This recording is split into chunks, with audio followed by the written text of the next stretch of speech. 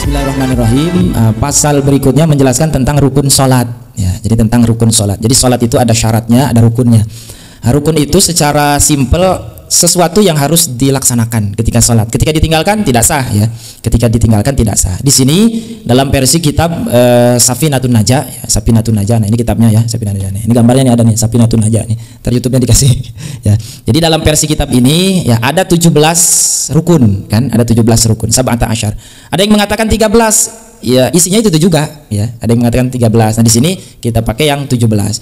Al-awalu an-niyatu, yang pertama rukun sholat adalah niat. Ya, yang pertama adalah niat. Niatnya di mana? Dalam hati, ya. Ingat, niat di dalam hati. Wa mahaluha al-qalbu, tempatnya dalam hati. Oh, saya mah pengen pakai usolli. Usolli boleh dibaca, ya, tapi hati jangan lupa, ya. Kan mau salat usolli fardhu subhi rakaataini mustaqbil kiblati mamuman lillahi taala. Baru kan takbir Allah. Nah, ketika takbir itu si hati niat lagi. Niat lagi ya pas takbir. Jadi niatnya 2 kali. Satu diucapkan usolli bagi yang mau. Yang kedua harus di dalam hati. Pas takbiratul ihram. Allah. Nah, ketika bilang Allah di dalam hati usolli pada subhi rakaataini mamun lillahi taala. Ya, akbar selesai niatnya dalam hati. Nah, itu ya yang harus dilatih, dipraktekkan. Kadang susah gimana meraktekkan bari Allahu Akbar bari niat gitu ya. Padahal memang wa mahaluha al-qalbu, hati niat itu posisinya berada di dalam hati. Nah, itu ya, silakanlah dipraktekkan dan dilatih gitu ya. Cara sholat niatnya ketika takbiratul ihram. Gitu. Itu yang pertama ya, niat. Usolli kalau sholat subuh usolli fardhu subhi. Lamun subuhna kaberangan subhanya. Subuh di waktu duha gitu. Ya, tetap subhi ya, walaupun subuhnya kesiangan tetap doa niatnya nawa usolli fardhu subhi, ya, nggak berubah jadi subuh di waktu duha, enggak itu. Itu niat ya. Yang wajib cuma 3, usolli fardhu subhi, udah 3 kalimat itu. Kalau zuhri berarti usolli fardhu zuhri, itu yang wajib. Ya, kalau asri berarti usolli fardhu asri. Kalau maghrib berarti usolli fardhu maghrib. Kalau isya fardhu isya. Jadi 3 kalimat yang wajib dibaca, 1 usolli, 2 fardhu, 3 sholat apa yang sedang mau dilaksanakan. Itu 3 kalimat itu ya. Pembahasannya ada di kitab yang sama gitu ya. Itu yang pertama niat. Yang kedua takbiratul ihram. Takbiratul ihram itu mengucapkan Allahu Akbar. Kecuali yang bisu ya. Kalau bisu tidak wajib mengucapkan kalimat takbiratul ihram ya. Jadi baca takbiratul ihram itu Allahu Akbar. Nggak boleh diganti Allah Maha Besar, nggak boleh ya. Harus pakai bahasa Arab. Orang Jawa ya. Gusti Allah sing maha agung misalkan, nggak bisa. Allah nu maha besar gitu, nggak bisa diganti pakai Indonesia, nggak bisa. Tergantung bahasa, nggak ada ya. Takbiratul ihram harus pakai kalimat Allah, harus pakai kalimat akbar, nggak boleh diganti pakai kabir, kan kabir juga sama besar ya, nggak bisa pakai Allahu kabir, nggak bisa, tetap kalimatnya Allahu akbar. Nah, itu yang kedua. Angkat tangan mah itu sunnah ya, boleh dilakukan boleh tidak gitu. Tangannya lagi sakit nggak usah angkat tangan, boleh cukup ucap Allahu Akbar. Jadi jangan ribut diangkat tangan ya, yang wajib itu bukan angkat tangannya, yang wajib adalah kalimat takbir Allahu Akbar. Yang ketiga al-qiyamu 'alal qadir, ya wajib atau rukun yang selanjutnya itu berdiri bagi orang yang mampu dalam sholat fardu ya. Jadi berdiri itu wajib dalam sholat fardu bagi yang mampu. Gimana orang sakit? Orang sakit boleh duduk ya. Kalau nggak bisa duduk berarti boleh berbaring. Kalau nggak bisa berbaring ya celentang gitu ya. Nggak bisa celentang ya gimana? Celentang terakhir ya gitu.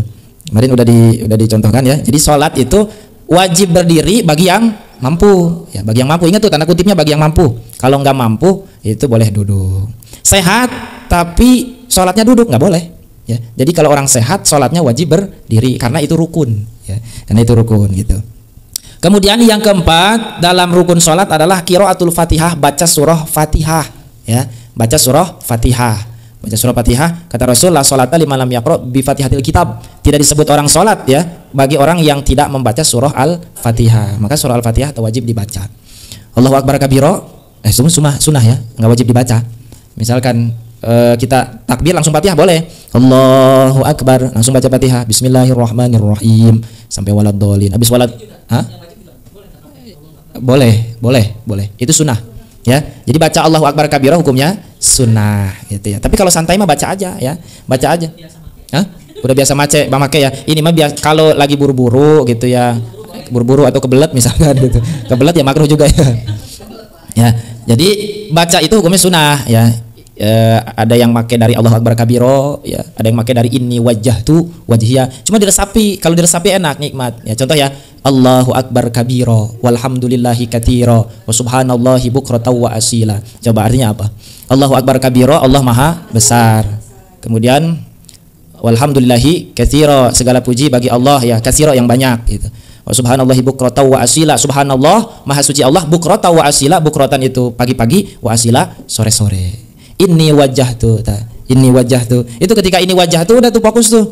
Inni wajjahtu, aku mewajahkan, menghadapkan wajahku, wajhiya, wajahku ya, diri ini, lilladzi fataras samawati wal ard, kepada zat yang telah menciptakan langit dan bumi. Ya udah, jadi titik fokusnya habis takbiratul ihram. Nah di situ dibaca doa iftitah ya. Inna sholati apa lagi tuh?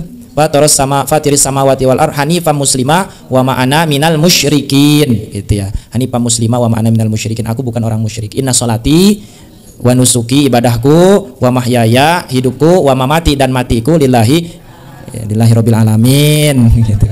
Lillahi rabbil alamin. La syarikalahu, tidak ada sekutu bagi Allah. Wabidzalika umirtu, maka dari itu aku diperintah. Wabidzalika umirtu wa ana minal muslimin, dan aku termasuk orang yang pasrah. Nah, jadi orang sholat mah pasrah ya, hidup mati itu pasrah lillahi ta'ala, lillahi rabbil alamin. Itu ya isi doa iftitah. Nanti dibaca lagi ya doa iftitahnya, terjemahnya dibaca supaya sholat bari menghayati apa yang kita baca. Seakan-akan lagi ngobrol gitu. Itu seakan-akan ya lagi ngobrol. Ya, lagi ngobrol sama Allah. Itu makanya awal sholatnya minimal rakaat pertama mah husu ya. Kadang rakaat kedua sampai keempat mah pohodoi gitu ya. Itu makanya terus diingat lagi, dibimbing lagi, ntar waktu ruku ingat lagi subhana rabbiyal azim wa bihamdi. Nah, makanya sambil dihayati. Apa yang kita baca minimal pahami lah gitu ya. Itu kemudian apa tadi, Fatihah menjadi rukun. Setelah Fatihah baca surat itu hukumnya sunnah juga. Baca Fatihah aja boleh ya. Tapi yang sunnah kan ketinggalan gitu ya.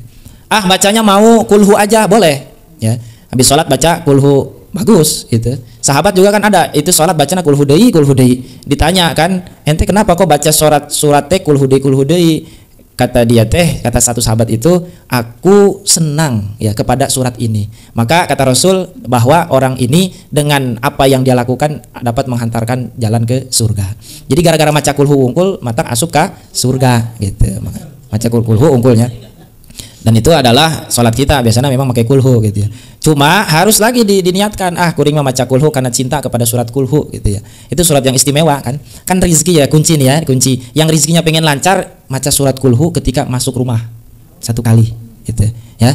Pertama assalamualaikum kalau ada orang ya. Kalau ada orang assalamualaikum ya. Kalau ada orang, kalau nggak ada orang assalamu alaina wa ala ibadillahis sholihin. Terus baca bismillahirrahmanirrahim, qul huwallahu ahad allahus somad lam yalid walam yulad walam yakul lahu kufuwan ahad. Itu setiap kali masuk rumah baca, insya Allah rezekinya lancar gitu ya. Itu dari mana? Dari Rasul ya, dari Rasul itu. Jadi orang yang mengamalkan qul huwallahu ahad baik dalam sholatnya, baik dalam zikirnya, ataupun ketika tadi mau masuk rumah baca qul hu satu kali, insya Allah rezekinya mudah gitu. Itu dari Rasul ya, lancar insya Allah gitu. Silakan praktekkan, nggak percaya mah sampai 2 poe praktekkan kan itu na poho deh kan gitu. Ya, jadi dibiasakan gitu. Kan ditanya kunaon mah gitu geura asup ka imah teh keur maca kulhu gitu nya satu balik gitu. Jadi maca kulhu teh itu salah satunya gitu. Itu ya, ingat ya. Maca kulhu. Makan kan kulhu Allahu ahad dibaca sampai ribuan jadi ataqoh. Ataqoh itu penebus daripada api neraka ya. Ada ataqoh sugro, ada ataqoh kubro ya. Jadi ketika masuk bukan ketika masuk. Jadi kita mengamalkan sampai berapa puluh ribu ya. Tahlil 70.000, qul huwallahu 100.000 baca itu jadi penebus supaya kita enggak tersentuh kebebasan dari api neraka gitu. Itu baca qul huwallahu ahad. Lamun nyaba ke rumah orang boleh maca kulhu, enggak boleh boleh baca kulhu. Cuma kan keterangannya memang kita kan punya rumah ya, mau bolak-balik tempat tinggal kita gitu ya. Itu setiap kali masuk kulhu lagi gitu ya. Oh saya mau bolak-balik melulu gitu ya. Masuk keluar berarti kulhu deui gitu. Gitu. Ya.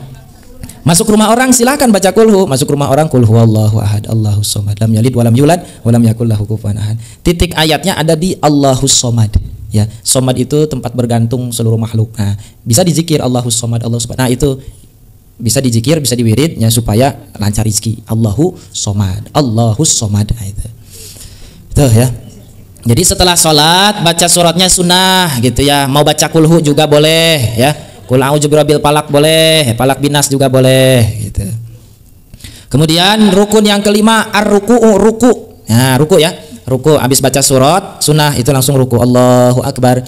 1 kali Boleh, tapi sunnahnya 3 kali. Subhana rabbiyal azimi wa bihamdi, subhana rabbiyal azimi wa bihamdi, subhana rabbiyal azimi wa bihamdi. Baca subhana rabbiyal azim sunnah. Yang rukun itu nonggengnya, dongkoknya ya. Jadi berapa derajat tuh ya? 90 derajat. Jadi kalau baca subhana rabbiyal azim itu sunnah. Adapun yang wajibnya, yang rukun itu nonggengnya gitu ya. Nonggengnya ya, itu punggungnya harus rata gitu. Tangannya diletakkan di lutut gitu. Jangan sampai setengah. Jadi tangannya ini telapak tangan di lutut, bukan di kaki, bukan di paha, di lutut ya. Terus tangannya jangan belok, jangan bengkok ya. Jangan bengkok, jadi lurus si tangannya itu ya. Maha praktekna sekali prakteknya.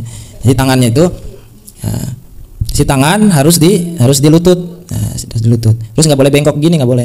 Ya. Jangan di bawah tangannya, jangan di ping-ping. Kan setengah, tapi kalau di lutut, nah itu jelas di lutut gitu ya. Kepalanya jangan ke atas ya, ninggalian naon ninggalian batur gitu. Kepalanya ke bawah ya, fokus ke bawah gitu.